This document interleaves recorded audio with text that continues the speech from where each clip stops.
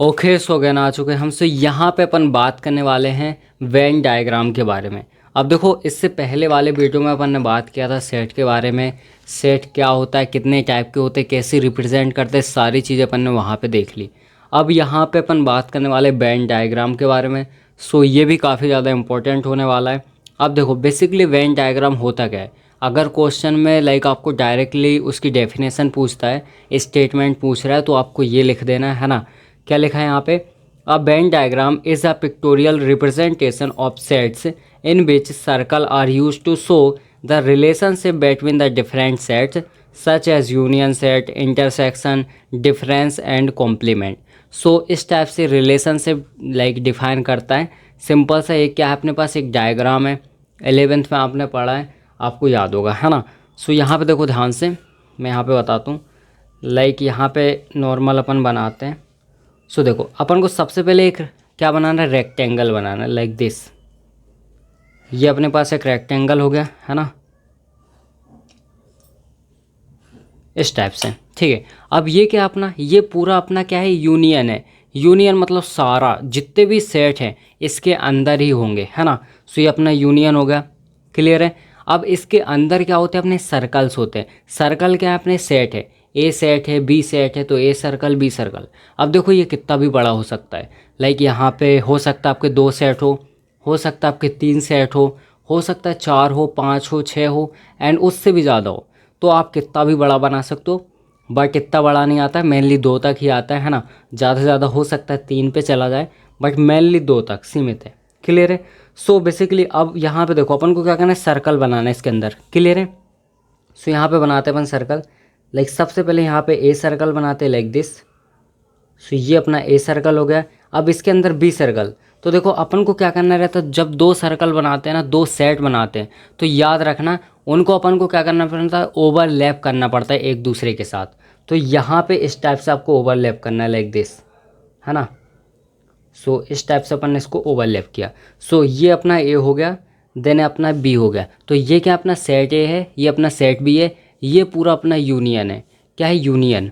मतलब समझ सकते हो, ये अपना यूनिवर्स है, ये अर्थ है ना। तो इस टाइप से आप समझ सकते हो। तो यूनिवर्स के अंदर सारी चीज़ें रहती है। क्लियर है। अब बेसिकली देखो, इसमें आपको 3 चीज़ें पता होनी चाहिए। सबसे पहले यूनियन क्या होता है, इंटरसेक्शन क्या होता है, देन इसके बाद अपना कॉम्प्लीमेंट क्या होता है। सो यहाँ पे देखो, सबसे पहले अगर अब मैं बात करूँ यहाँ पे यूनियन की, है ना।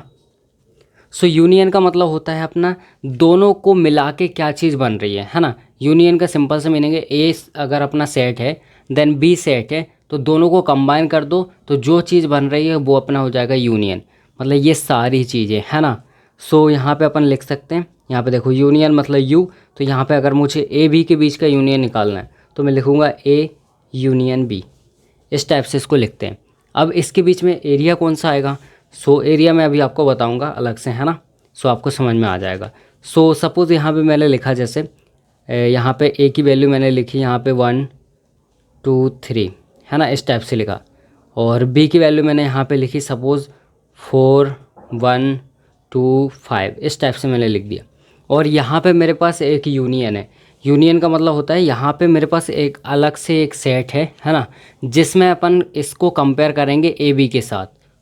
सो यहाँ पे सपोज़ 1 2 3 4 5 7, इस टाइप से मैंने लिख लिया, है ना। अब बेसिकली मुझे ए और बी का क्या निकालना है, यूनियन निकालना है। तो इसका मतलब है ए और बी में टोटल कितनी चीज़ें आपको वो लिखना है। दैट मीन्स यहाँ पे मैं लिखूँगा A union B is equals to अपना क्या आएगा। अब देखो, ए के अंदर सबसे पहले 1 है, 2 है, 3 है, तो मैंने लिख दिया 1 2 3। अब बस आपको ये एक चीज़ याद रखना है, सारी चीज़ें लिखना है, बट इसमें याद क्या रखना है, जो चीज़ें कॉमन है, ए में भी है बी में भी है, उसको एक बार लिखना है, सिंगल बार, 2 बार रिपीट नहीं करना। सो 1 2 3, 3 हो गया। अब देखो यहाँ पे 1 है क्या, हाँ यहाँ पे 1 है, 1 हो चुका है अपना। 2 है क्या, 2 भी हो चुका है। अब इसके बाद यहाँ पे क्या है, एक्स्ट्रा 4 है और 5 है, तो अपन लिखेंगे 4 और 5। सो इस टाइप से अपना यूनियन आ जाएगा ए बी के बीच का, है ना। सो ये अपना यूनियन हो गया। आई होप समझ गए होगे आप। देन इसके बाद सेकंड नंबर पर अपन बात करते हैं intersection. Intersection, so basically intersection का सिंपल सा रिप्रेजेंट करते हैं अपन, देखो इस तरीके से। यहाँ पे लिखेंगे ए इंटरसेक्शन बी। अपन को क्या करना है, यूनियन को उल्टा कर दो तो इंटरसेक्शन हो जाता है ना। यूनियन का उल्टा इंटरसेक्शन होता है। अब इसका मतलब क्या है, इंटरसेक्शन को आप सिंपल से समझो, कॉमन क्या क्या है।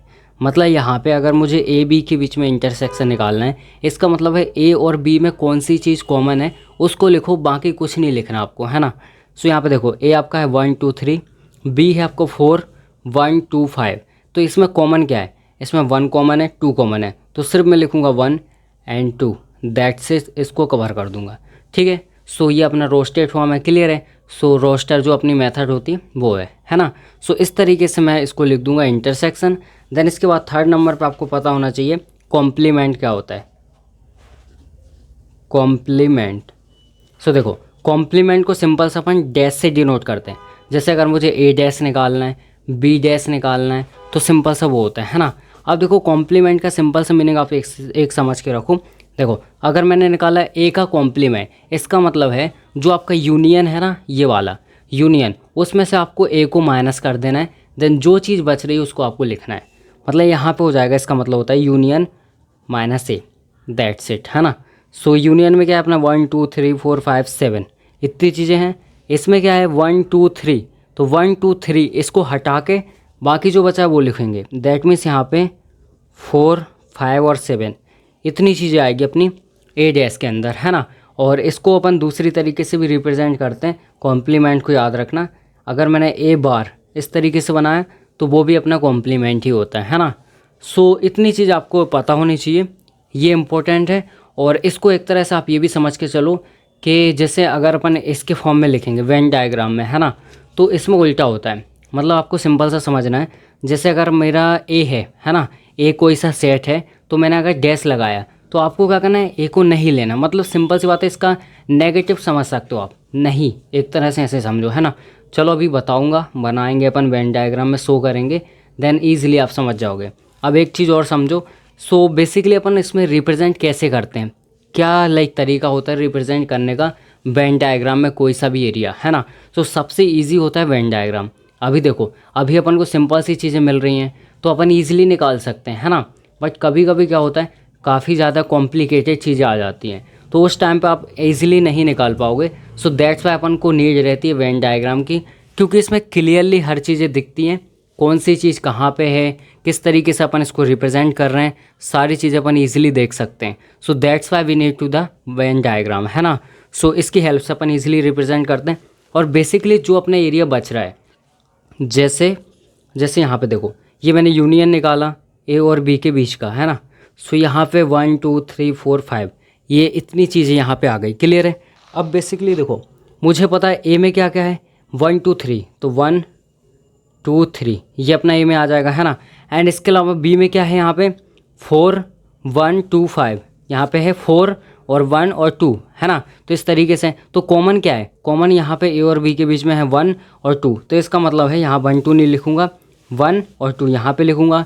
क्यों, क्योंकि यहाँ पे देखो ए वाला सर्कल ये है, बी वाला सर्कल ये है, तो इसके बीच में कॉमन 1 है और 2 है ना। आपको सीक्वेंस याद नहीं रखना है, क्योंकि जो कॉमन होगा वो बीच में ही आएगा। सो ये हो जाएगा अपना। एंड इसके अलावा अपना क्या है, यहाँ पे 3 बचा, तो अपना 3 इसमें रहेगा। और यहाँ पे क्या बचा 4 और 5, तो इसमें आ जाएगा 4 और 5, क्लियर है। अब इसके बाद अब यूनियन में क्या है, यूनियन में तो यूनियन में अपना ये है ना। तो इसके अलावा यूनियन में एक्स्ट्रा चीज़ क्या है, सो इसके अलावा यूनियन में अपना एक्स्ट्रा है 7, तो 7 आप बाहर लिखोगे। तो इस तरीके से अपना ये रहता है यूनियन। यूनियन में मतलब जितनी भी चीज़ें सारी आ जाएंगी, और जो अपना ए बी है वो इसके अंदर आएगा, है ना। अब मुझे अगर इसको कवर करना है, जैसे मैंने ये यूनियन निकालना है ना, तो यूनियन निकालने के लिए 1 2 3 4 5 इतनी चीज़ें मुझे लिखना है, क्लियर है। सो देखो दोनों में लिखना है। सो 1 2 3 4 5 ये सारी चीज़ें कवर हो जाएंगी, ये सारी चीज़ें। तो अपन हैचिंग लाइन से इसको डिनोट करते हैं, क्लियर है। अगर मैंने ये हैचिंग लाइन बनाई, इसका मतलब मैंने क्या निकाला, ए यूनियन बी निकाल दिया, है ना। सो इस तरीके से अपन इसको बनाते हैं। अब बेसिकली अपन देखते हैं किस तरीके से अपन को इसको रिप्रेजेंट करना है, एक एक कंडीशन देखेंगे, सारी चीज़ें कवर करेंगे, ठीक है। सो स्टार्ट करते हैं। अब इसके बाद यहाँ पे देखो ध्यान से, यहाँ पे ये वेन डायग्राम बने हुए हैं, है ना। सो यहाँ पे अपन को ए और बी के बीच में यूनियन निकालना है। देन यहाँ पे इंटरसेक्शन निकालना है ना। इसके बाद यहाँ पे a माइनस बी करना है, देन इसके बाद b माइनस ए करना है। सो कौन कौन सा एरिया अपन कवर करने वाले हैं, किस एरिया में अपन को हैचिंग लाइन ड्रॉ करनी है, सो वो अपन देखने वाले हैं ना। सो देखो ए और बी का यूनियन, अब यूनियन का मतलब होता है ए और बी का कॉम्बिनेशन। लाइक ए में जो चीज़ है वो भी आएगी, बी में जो चीज़ है वो भी आएगी, और यहाँ पे जो कॉमन है वो भी आएगा, है ना। सो कुल मिला के अपना एरिया कौन सा कवर होगा, अपना ये वाला एरिया कवर होगा पूरा। ये यहाँ पे यहाँ से लेके पूरा यहाँ से लेके यहाँ तक, ये पूरा ये इस तरीके से प्रॉपर एक लाइन में करना। ये एरिया भी कवर होगा पूरा इस तरीके से, सर्कल से बाहर नहीं जाएगा, दोनों सर्कल में आएगा, है ना। मतलब ये वाला पूरा बी वाला एरिया और पूरा ए वाला एरिया, तो ये पूरा एरिया अपना और ये पूरा एरिया कवर हो जाएगा। क्लियर है। सो ये आपको यूनियन में निकालना है अगर दो के बीच में यूनियन आ रहा है। अब इंटरसेक्शन की बात है, इंटरसेक्शन मतलब कॉमन चीज़। तो ए और बी के बीच में ऐसा कौन सा पार्ट है जो कॉमन है, तो यहाँ पे ये वाला जो पार्ट है ना ये कॉमन है। इसका मतलब सिर्फ अपन इसमें हैचिंग लाइन ड्रॉ करेंगे तो ये इस तरीके से समझ जाएंगे कि ए और बी के बीच में क्या है, इंटरसेक्शन है। तो इस तरीके से अपना ये हो जाएगा। अब यहाँ पे ए माइनस बी, अब ए माइनस बी का मतलब है, इसका सिंपल सा आप ऐसे समझ के चलो, जैसे सपोज़ यहाँ पे ए की वैल्यू है, ए की वैल्यू 1 2 3 इस टाइप से, है ना, और बी की वैल्यू यहाँ पे सपोज़ 1 4 5 इस तरीके से। अब मुझे निकालना है ए माइनस बी, मतलब ए में से बी की जो वैल्यू उसको माइनस करना है। अब देखो बी से मतलब नहीं होना चाहिए अपन को, सिर्फ ए में जो बी की वैल्यू उसको माइनस करना है। इसका मतलब यहाँ पे ए की वैल्यू 1 2 3, इसमें बी की कौन सी वैल्यू, इसमें 1 आ रहा है ना। ए में क्या आ रहा है, बी का 1 आ रहा है, तो 1 को हटा दो, बाकी जो चीज़ें बची है वो अपनी रहेगी। इसका मतलब यहाँ पे सिंपल सा अपन बोल सकते हैं कि ए माइनस बी में कौन सा एरिया आएगा। तो यहाँ पे देखो जो कॉमन था, कॉमन क्या था, 1 था, तो 1 को मैंने हटा दिया। अब इसके अलावा बचा क्या, सिर्फ ए वाला एरिया, है ना। इसका मतलब ये एरिया बचा, सिर्फ ये एरिया बच गया मेरा यहाँ से लेके, क्योंकि कॉमन वाला तो ऑलरेडी हटा चुके अपन 1, है ना। तो सिर्फ अपना ये एरिया यहाँ पे बच जाएगा। तो इस तरीके से यहाँ पे अपन हैचिंग लाइन ड्रॉ करेंगे। अब यहाँ पे अगर बात करें यहाँ पे बी माइनस ए की, तो देखो बी माइनस ए सिंपल होने वाला है। यहाँ पे बी है, उसमें से अपन ए के एरिए को, लाइक ए में जितनी चीज़ें हैं, ए में जितने भी एलिमेंट है उनको माइनस कर रहे हैं। तो यहाँ पे देखो बी में कौन सा ऐसा एलिमेंट है जो कि ए में कॉमन है, तो यहाँ पे 1 है, तो 1 को मैंने हटा दिया। इसके अलावा क्या बचा, 4 और 5, तो यहाँ पे देखो कॉमन पार्ट तो हट जाएगा, क्या बचा 4 और 5, तो वो तो यहाँ पे आएगा ना। तो इसका मतलब यहाँ पे अपन इसको यहाँ पे हैचिंग लाइन से ड्रॉ करेंगे। सो इस तरीके से अपना ए माइनस बी और बी माइनस ए हो जाएगा। अब यहाँ पे एज इट इज़ देखें अगर अपन, सो यहाँ पे देखो अब निकालने वाले हैं अपन ए यूनियन बी का डैश, है ना। तो यहाँ पे ये क्या होता है अपना कॉम्प्लीमेंट। अब इसमें क्या बोला था मैंने, सिंपल सा इसमें एक चीज़ समझ के चलो, जो ए और बी के यूनियन में जो चीज़ कवर हो रही थी, जो एरिया कवर हो रहा था, यहाँ पे देखो ये और ये पूरा एरिया कवर हो रहा था अपनी यूनियन में। सिंपल सा अपन को इसको हटा के, मतलब इस एरिया को छोड़ दो, बाकी जो चीज़ है उसको कवर कर दो। तो यहाँ पे अगर यहाँ पे अपना लिखा हुआ है कि ए और बी का यूनियन और उसका डैश, दैट मीन्स कॉम्प्लीमेंट, तो अपन को इसको और इसको छोड़ दो, बाकी जो एरिया आपको दिख रहा है बाहर इसको कवर करो। तो लाइक इस तरीके से अपन हैचिंग लाइन से इसको कवर कर सकते हैं, है ना। दोनों सर्कल को आपको छोड़ देना है। सिंपल सा है, अगर डैश लगा है मतलब उल्टा, ठीक है, ये आपको याद रखना है। सो यहाँ पे जिसके ऊपर भी डैश लगा है आपको सिंपल सी एक चीज़ याद रखनी है कि पहले नॉर्मल क्या है, नॉर्मल मतलब ए और बी का यूनियन क्या है। तो ए और बी का यूनियन तो ये दोनों सर्कल हैं, है ना, तो इसको अपन हैचिंग लाइन से ड्रॉ करते हैं। बट यहाँ पे डैश लगा है तो इन दोनों को छोड़ दो, बाकी जो एरिया है पूरा कवर कर दो। सो इस तरीके से अपना ये हो जाएगा। क्लियर है। अब यहाँ पे एज इट इज़ अपना ये होने वाला है। सो यहाँ पे क्या है, इंटरसेक्शन, ए और बी के बीच में इंटरसेक्शन। अब इसको देखो डैश लगा है ना, इसको हटाओ। पहले ए और बी के बीच में इंटरसेक्शन क्या होता है, तो यहाँ पे जो कॉमन पार्ट है मतलब ये वाला एरिया, है ना, तो ये कॉमन है।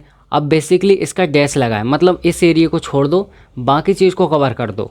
तो इसका मतलब है अपन सारी चीज़ें कवर करेंगे इस तरीके से, सिर्फ इस कॉमन पार्ट को अपन को छोड़ना है, लाइक दिस। और बाहर भी जितना एरिया है इसको भी आपको इस तरीके से कवर कर देना है।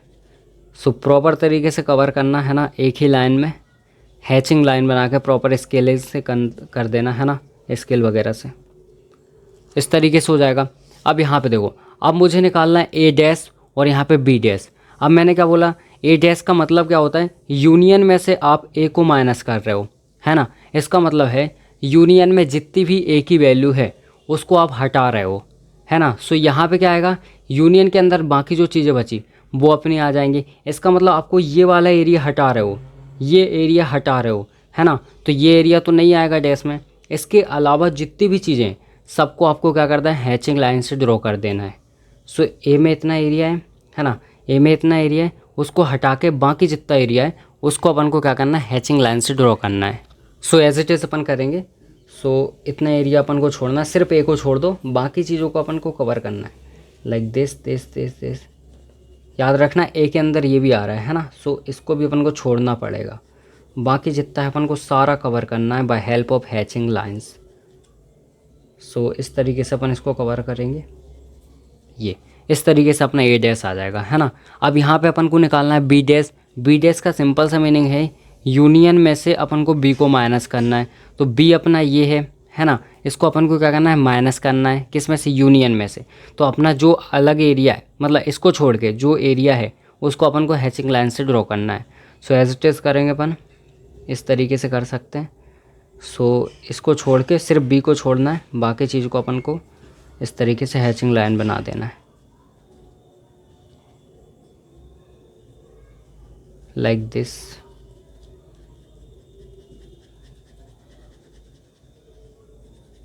सो इस तरीके से अपना ये हो जाएगा, है ना।